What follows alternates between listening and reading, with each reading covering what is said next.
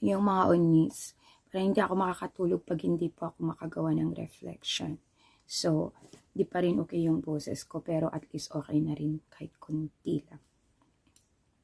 So, today, medyo napaidlip ako guys, mga unis, and then nagising ako 9:50 na po. So, 10 minutes before that, Chorya Jongsong. So, minadali ko ding sinend yung link sa aking spiritual mother sa Pilipinas. And then, talagang ang bigat talaga ng katawan ko today, kasi nga po, of course, hindi maganda yung ano ko, pakiramdam ko po mga unis. So, during our Chorya Jongsong, syempre ayaw ko din namang mag-lie sa inyo. So, actually, habang nakikinig ako, I did my best also during the Chanyang. And then, after the Chanyang, talagang mabigat yung katawan ko siguro dahil sa fatigue na rin, mga ganun, di ba? Physically na fatigue na siguro ito. So, hiniga ako ng konti. Pero nakikinig po ako, mga unis. Totoo po ito. Kung talagang very, kayo, yung spiritual connected kayo, yung very sensitive spiritual, nakinig ako. Tapos dito sa, how do you say this one? Sa tenga ko, sa ear. Yung paghiga ko pa lang, parang nag-ground na, at imagine nyo yung ganun. Di, napabangon ako kasi syempre, ano ako, so sabi ko, tapos and then itry ko na naman na ganun pa rin, sabi ko, ngayon lang, Heavenly Parents, sabi ko, ngayon lang ako mahihiga, pero makikinig po ako, sabi ko ganun. So, talagang hindi kasi kaya ng katawan ko, nagkikipaglaban din ako. Pero I did my best na talagang mag-focus sa Chorya Jongsong today. Yun nga, kahit anong pagod mo, ganun. So, ininano ko lang.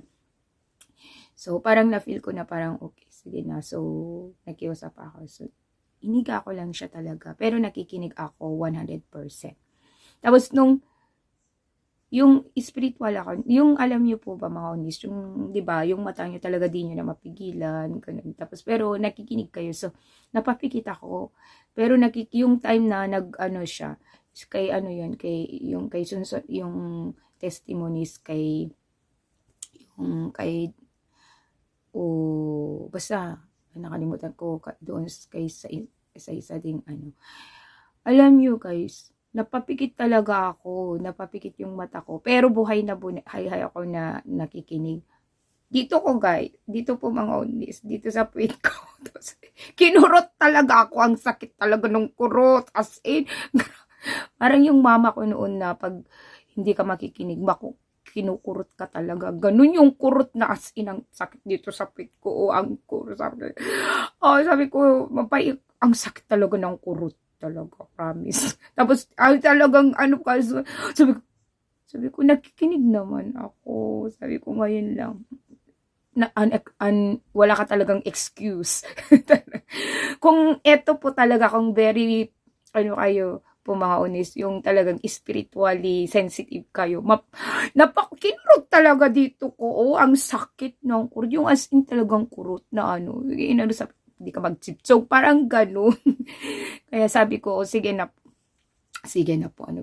Hindi kasi talaga today po is, parang bumabawi lang din yung physical body ko. Bumabawi lang po yung physical body ko. Yun lang po yung ko, talagang, grabe. Nandito talaga yung mga ancestor natin. Talagang nandito, I do believe. Pero ang sakit lang ginawa nila sa akin, kinurot nila ako. Yun lang po mga yung ang ko today. So anyway, very kandong po ako doon sa mga 21 days generation na, you know what, they did their best. Hindi ko maalala. Grabe ang sakit ang imagine nyo yung kurot, yung talagang yung mother ko noon mahilig magkurot. Yung ganun yung kurot. Siguro yung mother ko na-inherit yung pagkukurot niya sa mga ancestor namin noon. Kasi yung mother ko mahilig talagang magkurot. Ang sakit, grabe. Napikit ko na kasi ang mata ko. Napaidin siguro sa akin.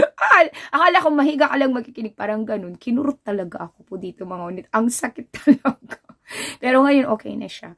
Kanina talaga, yung ground dito. Yun, kaya ako. Yun, napatayo talaga ako kanina. Pero sinabi ko, pwede ngayon lang, pihiga ko lang, pero makikinig talaga ako, mag-attend naman ako. Yun, sige, pinagbigyan siguro po ako. Tapos, and then, nung ano, pero kasi, biglang yun, nung napikit ko talaga yung mata ko talaga, di ko napigil. Yun na, yung time na kinurot ako dito sa puwet, tapos dito, ang sakit talaga, promise po yan.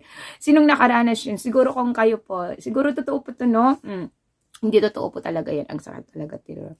So, ayun lang po. So, anyway, ang ano lang po today ngayon, yung talagang napaiyak ako at napahagulkol yung nung prinay nila si Kuksin yun na Tashi, Turo, Chusho, yung ano ba, ibalik yung mga true children. So, I realized for today, lagi ko naman talagang sinasama din. Hindi naman lagi, often, pero 'di ba mas yung mga ano natin, yung ano. Pero ngayon, mga onis, every prayer natin, we have to uh, include all the true children na bumalik na po sila lahat. Kasi I could really feel how true mother longing for us, for all of us, for us. Lahat naman tayo, but we have to pray hard for our true children na bumalik na po sila lahat. Kasi true mothers and so is waiting them. So please include in our prayer na bumalik po ang mga true children.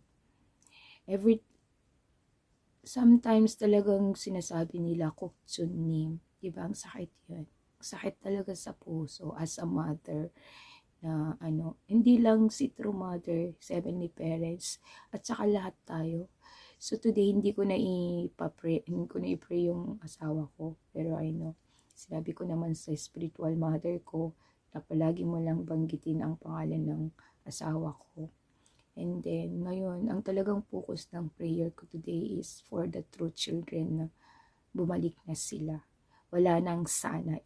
Alisin natin yung word na sana. Bumalik na sila. Yun. So, yun na nga. Fighting lang tayo kasi I know. Ako din, sa sarili ko, nafe-feel ko na I'm very weak. Actually, sakitin po akong tao.